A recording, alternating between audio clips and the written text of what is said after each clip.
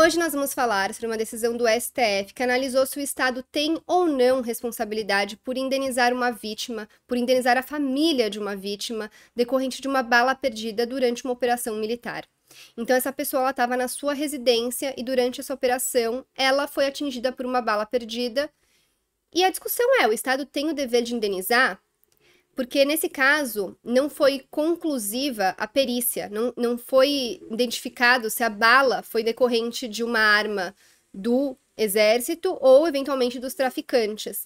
Mas eu queria levantar desde já alguns questionamentos para você ir pensando enquanto você vê esse julgado, né? Enquanto você vê a análise desse julgado que a gente vai fazer aqui junto. Que é, será que importa de quem veio a bala? O fato da gente ter um crime organizado que muitas vezes existe pela omissão do Estado já não é suficiente para o Estado ter o dever de indenizar? Então, um outro ponto. Será que o Estado não teria o dever de indenizar ainda mais quando ele não age? Será que o fato de a ação, a operação militar, a operação policial, ela ter tido vítimas decorrentes dessa operação, não é menos grave do que as vítimas decorrentes da falta de ação do Estado? Não que se possa comparar a gravidade, mas a gente vai ver na decisão que existem estudos que mostram que as vítimas de balas perdidas, pelo que eu entendi, são muito maiores, o número de vítimas é muito maior de balas perdidas decorrentes do crime organizado e não das operações policiais. Então, não que o Estado não tenha o dever de indenizar quando essa bala perdida decorre de uma operação policial, mas será que ele não tem o dever ainda maior de indenizar quando ele não faz nada e o crime organizado rola solto? Foram questões que foram surgindo durante esse julgamento que eu analisei e que foi muito extenso, muito intenso. Os ministros eles não concordaram em tudo, então a votação não foi unânime. É realmente um debate muito complexo e a gente vai tentar aqui analisar isso junto agora. Vamos então ao que interessa. Fica pensando aí nesses questionamentos, já coloca aqui nos comentários o que você acha inicialmente e no final do vídeo fala qual foi sua conclusão, se você concordou ou não com o entendimento que foi adotado pelo STF. Bom, para quem não me conhece, meu nome é Michelle, eu sou advogada e mestre em Direito pela PUC-SP e agora doutoranda pela FADISP e também sou professora universitária. Aqui no canal a gente analisa os precedentes judiciais, porque como eu sempre falo, não basta a gente saber o que diz a lei escrita, a gente precisa saber como ela está sendo interpretada pelos nossos tribunais para garantir segurança jurídica, igualdade e legalidade.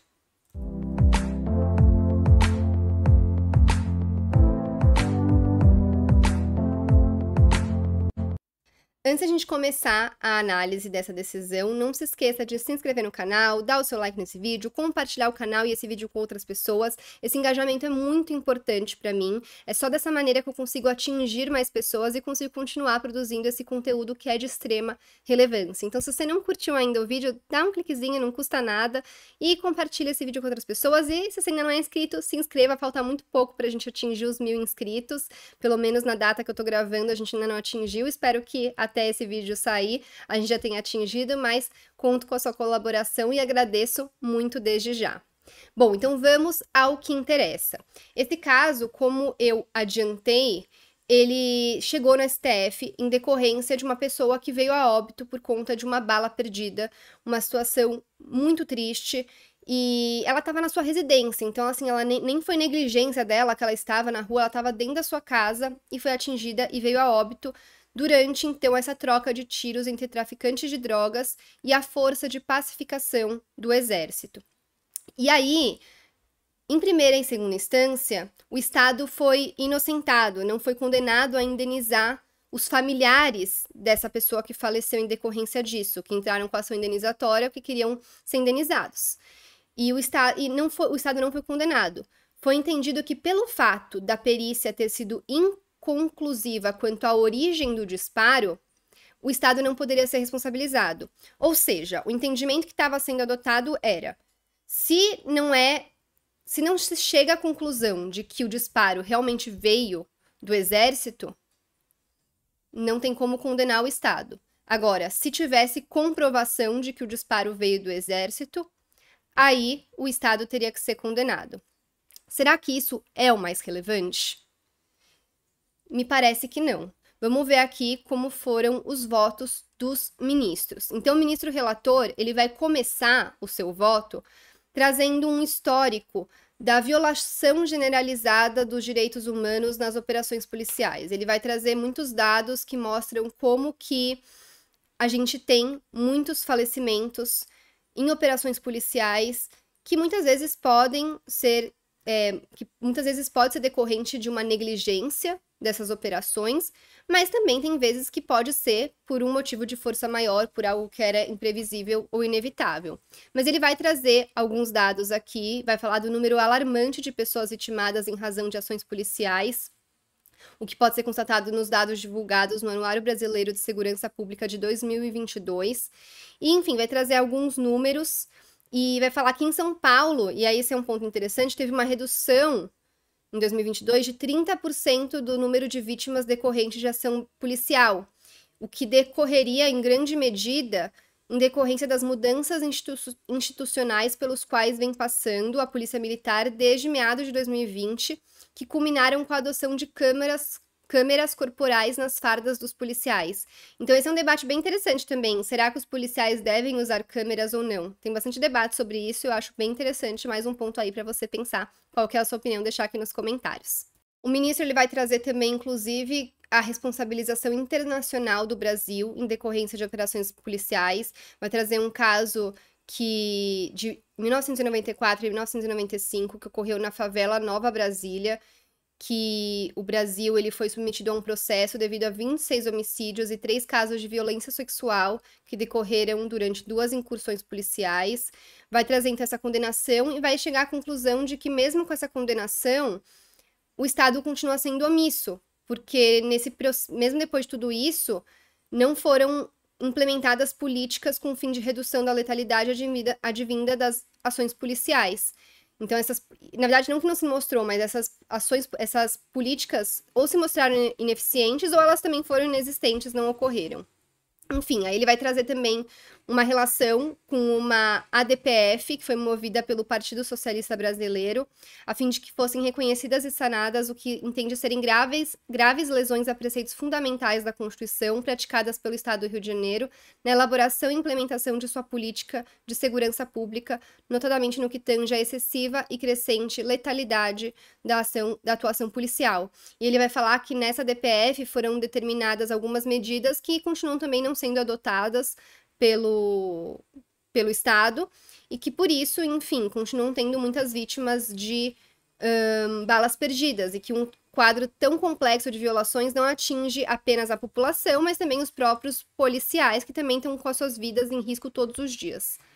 E aí, depois de trazer esse panorama, ele vai começar a falar especificamente da responsabilidade do Estado.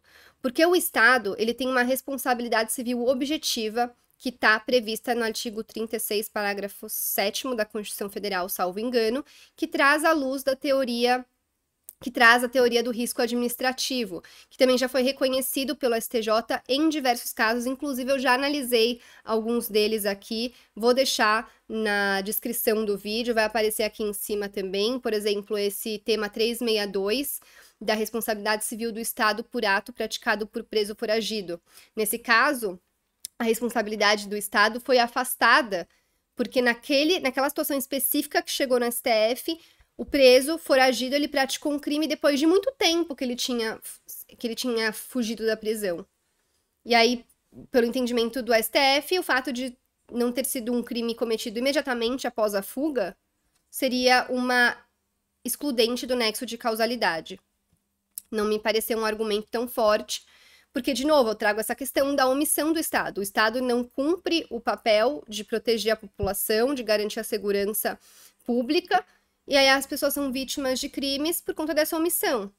Então, enfim, ele vai citar esses precedentes anteriores e vai falar, eu falei o contrário, falei 36, parágrafo 7º, 37, parágrafo 6º da Constituição Federal, que traz a responsabilidade objetiva do Estado sob forma da teoria do risco administrativo. E eu já expliquei aqui que a responsabilidade objetiva é aquela que independe da existência de culpa. Basta que você comprove uma ação ou uma omissão a ocorrência de danos e o nexo de causalidade entre a ação ou a omissão e esses danos. E aí ele vai tratar, então, nesse caso, falando que, em primeira e em segunda instância, foi afastado o nexo de causalidade entre o falecimento dessa pessoa atingida pela bala perdida e a ação do Estado. Porque, nesse caso, a comprovação da origem do projétil que ocasionou a morte assume especial relevância. Do contrário, seria responsabilizar o Estado por cada tiro disparado em operações policiais ou militares, o que não se mostra razoável. Então, a conclusão da origem foi no sentido de que, por não ter sido comprovado que o disparo decorreu de uma arma do Exército, o Estado não poderia ser responsabilizado. Só que também afastar o nexo de causalidade só porque a perícia foi inconclusiva não parece ser a melhor solução. Porque que culpa tem a vítima também que a perícia não conseguiu concluir?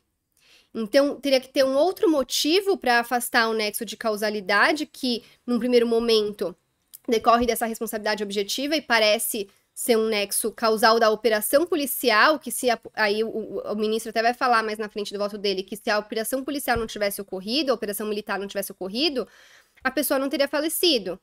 Mas também assim, ela poderia ter falecido por conta da presença do crime organizado, mas é isso, é muito complexo, tá vendo? Então, o Estado não age para evitar. Ele tem que agir, mas ele tem que comprovar, ele não tem que comprovar que ele agiu com a cautela, com todos os cuidados necessários, que ele agiu de forma planejada. Então, assim, tudo realmente vai depender de cada caso. Então, o ministro vai seguir no voto dele falando, a partir do relatório elaborado pela Polícia Civil, é evidente que a operação dos militares do Exército desencadeou a troca de tiros. Se a incursão da Força de Pacificação do Exército não tivesse ocorrido, não haveria troca de tiros e, por conseguinte, não teria sido assassinado a vítima. Eu preservei também os dados. Assim sendo, independe saber se o projétil proveio da arma dos militares do Exército ou dos confrontados, haja vista que os integrantes da Força de Pacificação do Exército assumiram o risco dano colateral ao proceder uma operação em local habitado. Mas é aquilo que eu falei, não é o fato de proceder com a operação. Talvez o caso fosse demonstrar que a operação foi realizada sem planejamento, de forma negligente. Tudo bem que é uma responsabilidade objetiva, mas também se a operação policial não fizesse nada e a pessoa fosse vítima de uma bala perdida, aí sim, com certeza, do crime organizado, porque não seria decorrente de uma operação policial, ela iria socorrer a quem? Então, precisa existir atuação policial, só que ela precisa ser uma operação policial que respeite todos os critérios, todas as condutas, enfim, todo o treinamento que é recebido, e às vezes tem que ter até um treinamento melhor dos policiais, dos militares, enfim. Nesse sentido, o fato gerador do dano não é o projétil em si, mas sim a operação da Força de Pacificação do Exército. Aliás, a operação da Força de Pacificação do Exército em local habitado ratifica o descumprimento do dever de proteção do Estado, o que enseja a sua responsabilidade objetiva nos termos do artigo 37, parágrafo 6º da Constituição. Eu, inclusive, coloquei aqui a observação que eu falei no começo do vídeo.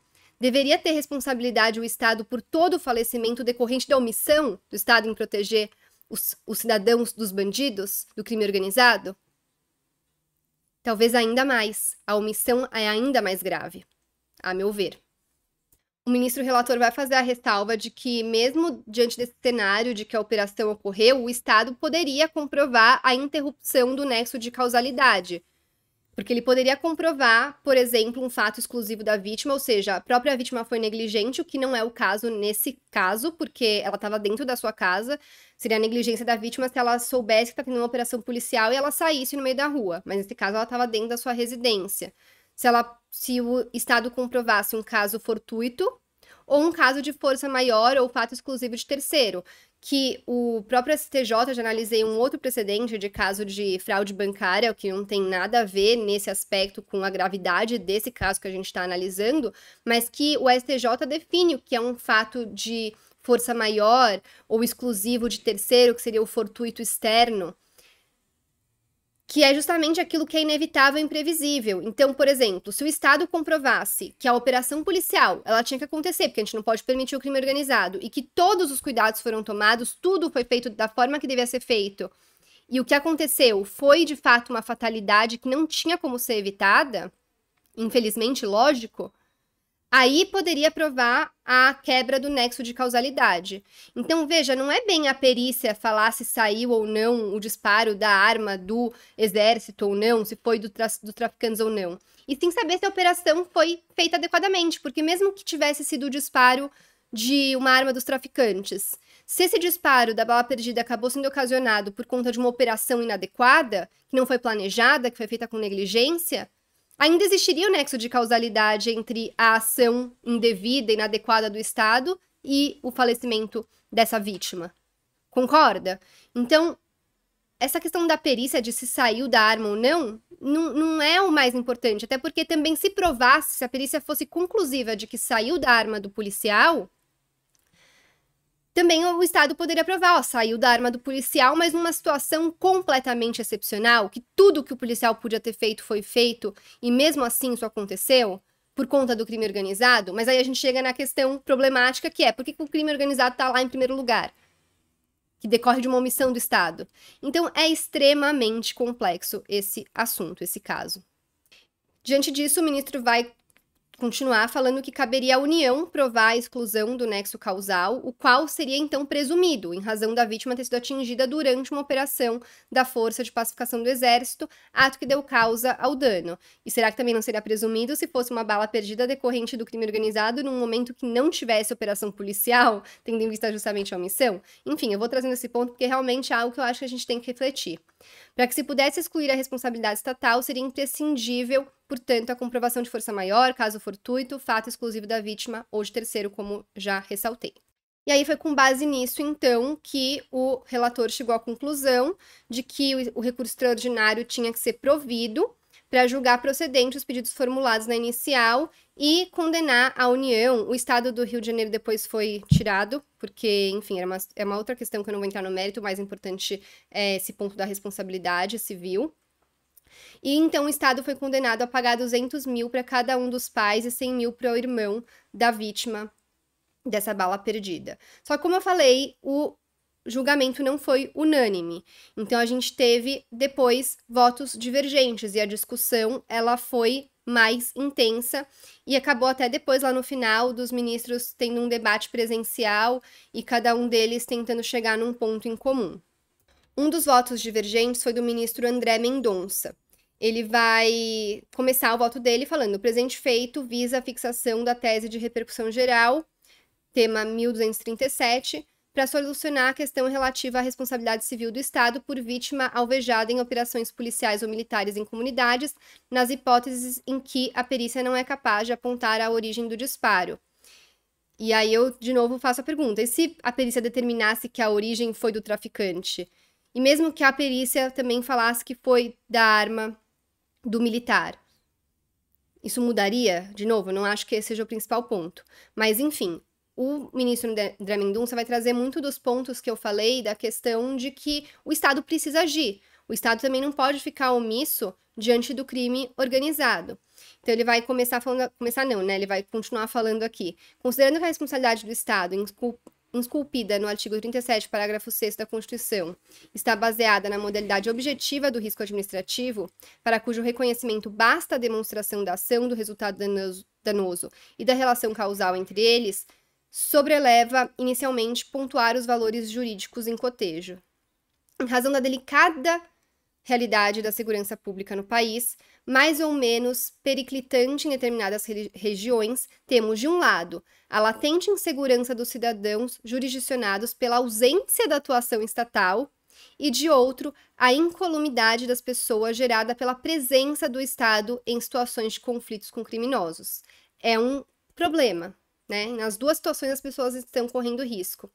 A questão primordial levada ao poder público está em exercer a opção de desestimular a presença do Estado em localidades dominadas pelo crime organizado, a fim de se evitarem embates armados, ou de estimular a presença do Estado, justamente para desancar os poderes paralelos impregnados nas comunidades, ainda que essa alternativa tenha como consequência a eclosão de confrontos. O dilema aqui está em equacionar a necessidade de prestação do direito social à segurança mediante a atuação positiva do Estado, conquanto se tenha que a presença do Estado se evidencie por vezes lesiva, seja em razão de suas próprias falhas, seja por desafiar o status quo ilegítimo, antidemocrático e violento do crime organizado. E aí ele vai trazer aquele dado que eu comentei no começo, que em pesquisa realizada pelo Instituto Fogo Cruzado, foi levantado o número de tiroteios e de disparos de arma de fogo dos primeiros 100 dias de 2023 nos estados de Pernambuco, Bahia e Rio de Janeiro. Dos 497 casos em Pernambuco, somente 6% foram causados em operações policiais, percentual que se avoluma para 32% no estado da Bahia e chega a 39% no Rio de Janeiro. E aí ele vai chegar que ainda, apesar da relevância dos números apresentados quando existe a intervenção policial, os casos de violência são maiores quando não há atuação policial. Então, meio que dizendo, a atuação policial é necessária. A questão é que essa atuação, como eu falei, precisa ser bem conduzida, planejada, tomar os cuidados necessários, eventualmente ter o uso das câmeras para evitar abusos.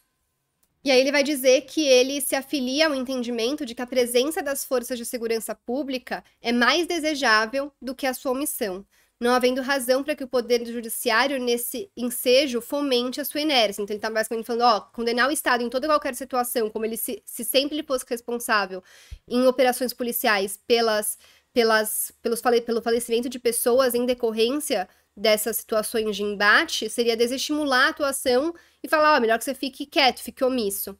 Como eu falei, não acho que um exclui o outro. O Estado pode sim ser responsabilizado em situações de atuação quando provado que essa atuação não atendeu aos requisitos necessários, não foi adequada, não foi planejada, não foi realizada com todas as cautelas devidas, mas eu acho que o Estado devia ser ainda mais responsabilizado pela omissão. E aí, diante disso, ele vai trazer a preocupação que ele tem de falar que o nexo de causalidade entre uma ação do Estado e os danos é sempre presumido, que foi basicamente o que o ministro relator disse. Ele vai falar, o conceito prévio de que a atuação do poder público seja sempre desastrosa seria o mesmo que pré-conceber que toda atividade administrativa de segurança pública seria falha, e bem assim causa suficiente para qualquer alvejamento ocorrido durante o conflito.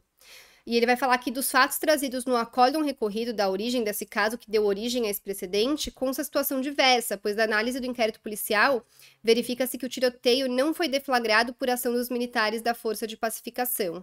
Reputo de suma importância a compreensão de que o liame de causalidade está à mercê da realidade empírica, somente identificado caso a caso, de modo que a abstrativização, tal qual proposta, com todas as vênias, tornaria presuntiva a existência de um elemento fático que ligasse a ação estatal ao dano injusto. No limite, a prosperar tal linha, o elemento nexo de causalidade passaria a ser secundário, se não dispensável, o que não me parece estar de acordo com as balizas prevalentes da teoria da responsabilidade civil do Estado. E aí ele vai trazer de novo, também citando o precedente que eu comentei, que é o tema 362, que falou que o Estado não seria responsável quando a vítima de um crime praticado por um preso foragido não fosse cometido esse crime logo após a fuga. Então, enfim, ele vai falar, não é o nexo de causalidade teria que estar muito presente de acordo com a linha de entendimento dele, que também não acho que é a melhor opção. Como eu falei, eu acho que só a omissão do Estado já seria suficiente para o Estado ser obrigado a indenizar essas vítimas, ainda mais quando a gente sabe que o Estado também não permite que a própria vítima se defenda, muitas vezes por meios mais adequados. Sem prejuízo de tudo isso que ele falou, ele vai falar que ele concorda que a ausência de perícia sobre a origem do disparo ou sobre as condutas dos envolvidos dá ensejo à responsabilidade estatal. Aí ele vai falar que, num outro caso, que uma criança faleceu nas dependências de uma escola municipal, que era palco de constantes conflitos entre traficantes. O Estado foi condenado justamente em decorrência da omissão dos agentes públicos. Olha que importante esse caso aqui, que não era um precedente de observância obrigatória, mas também foi julgado pelo STF. Em casos mais extremos, como o da favela Nova Brasília, que foi relatado no começo pelo relator, independentemente de qualquer avaliação sobre a amplitude das medidas aprovadas, é inafastável a responsabilidade do Estado em razão de operações policiais cujo desfecho foram dezenas de homicídios, além de casos de violência sexual. E que, apesar dos julgados em questão, ele vai frisar que ele não compactua com a teorização do fortuito interno da atuação do Estado, no sentido de que o Estado assume o risco por operações policiais, como é, por exemplo, o caso que eu já citei, ele citou aqui também, da súmula 479 do STJ, que faz referência ao tema 466 do STJ dos recursos repetitivos, se eu não me engano, que eu já analisei no canal, vai aparecer aqui em cima, que fala da responsabilidade objetiva das entidades bancárias por fraude cometidas por terceiros, ou seja, fraudes bancárias. E aí ele vai falar, com base em tudo isso, que a conclusão dele é que o Estado, ele pode se eximir da responsabilização quando demonstrar que, no caso concreto, apesar de todos os esforços técnicos e em tempo razoável que não inviabilize a colheita de provas ou informações, a perícia invariavelmente seria não conclusiva. Então, pelo que eu entendi, ele quer dizer, olha, quando o Estado comprovar que, de fato, não teria outra forma da perícia ser conclusiva, então não tinha realmente como descobrir de quem foi a culpa pelo disparo, especificamente, diretamente falando, aí o Estado não teria a responsabilidade objetiva. Não acho, como eu falei, que a questão da perícia seja o mais importante, e sim, nesse caso, o Estado provar que ele tomou todas as medidas de cautela necessárias que os agentes públicos, eles agiram de acordo com o treinamento, de acordo com o que foi planejado para a operação, e que, de fato, eles foram colocados numa situação que não teve como controlar. Então, acho que seria um outro caminho. Outro voto divergente foi o do ministro Alexandre de Moraes.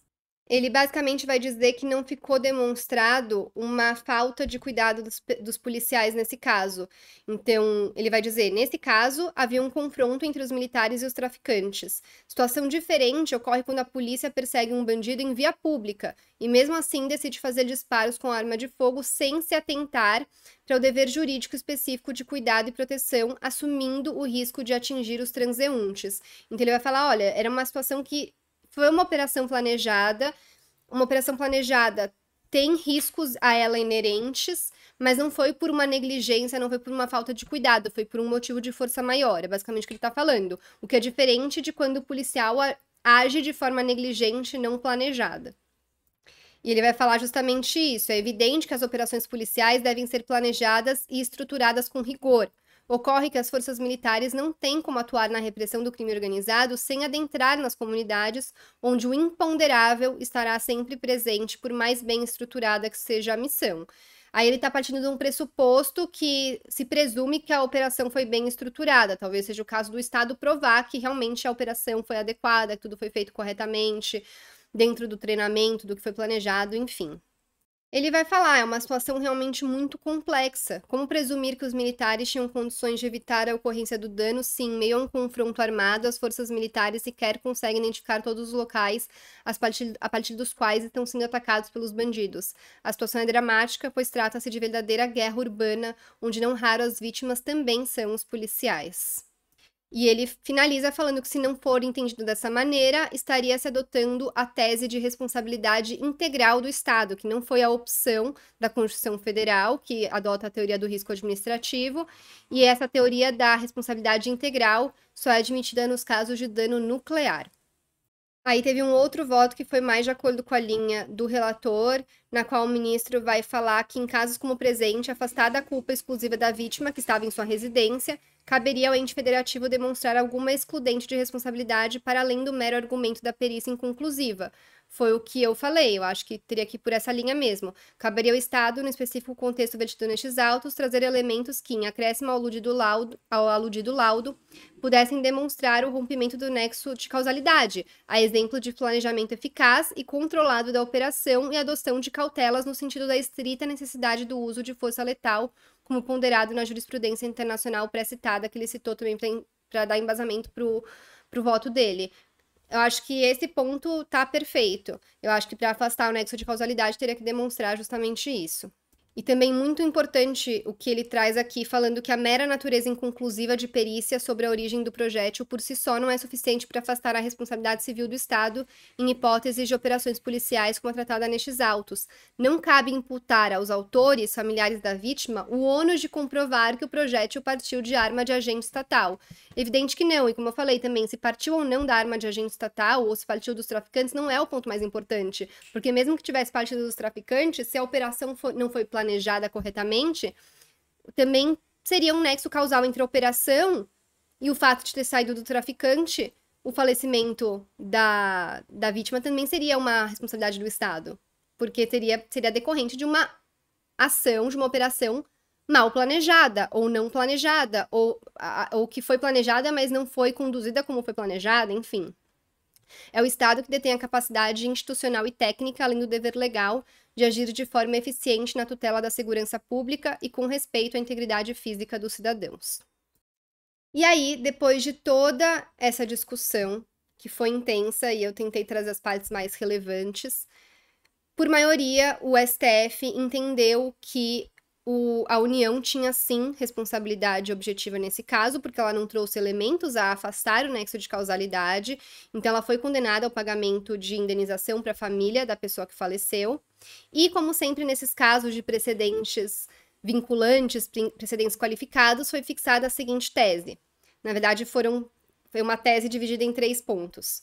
Primeiro, o Estado é responsável na esfera civil por morte ou ferimento decorrente de operações de segurança pública nos termos da teoria do risco administrativo, ou seja, precisa comprovar o nexo de causalidade entre a ação ou a omissão e os danos sofridos pela vítima.